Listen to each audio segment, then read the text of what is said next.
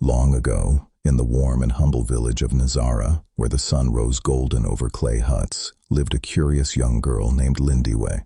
She was small but bright, with eyes that seemed to understand the whispers of the wind. Every day she walked with the other children to fetch water from the river, a journey that grew harder with each passing week, for Lindiwe always felt the river calling to her, like a heartbeat fading into silence. One morning, she found the once powerful river nearly dry. Only small shimmering puddles remained, reflecting a sky that seemed to share the village's sorrow. Villagers gathered around the shrinking water, worried and helpless, wondering how long they could survive.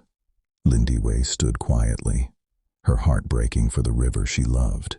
Then one evening, as the wind swept gently across the plains, Lindiwe heard a soft whisper, her name, spoken as if by the river itself.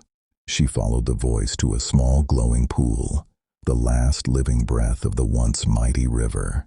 Kneeling beside it, she whispered back, "I am listening." The pool stirred.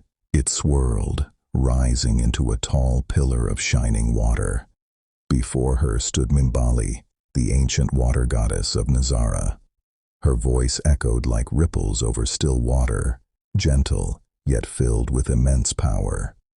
"Child of Nazara," she said, "you have heard my cry. Will you help me restore life?"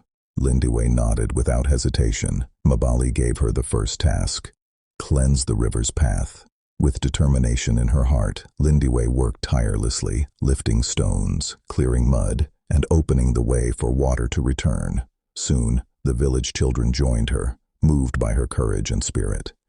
And as they worked, the river hummed softly, a quiet promise that it was listening too.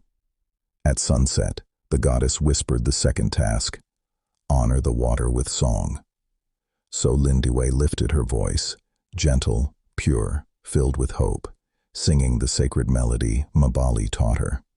The villagers joined her, their voices blending with the wind, filling the valley with warmth. And as they sang, the shallow pools shimmered, glowing brighter with every verse. Then came the final act, a gift from the heart. Lindiwe held her grandmother's beaded necklace, the thing she cherished most in the world. With trembling hands, she offered it to the water. The moment it touched the glowing pool, a brilliant light exploded across the land. The river roared back to life, surging with strength and clarity. The valley drank deeply, plants awakened, and animals returned with joy. The goddess appeared once more, her form shimmering above the restored waters.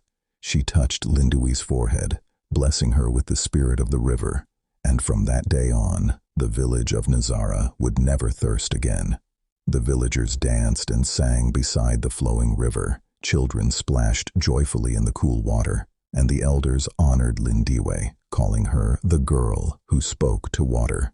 And even now, if you look closely at the river at sunrise, you may still see the goddess watching,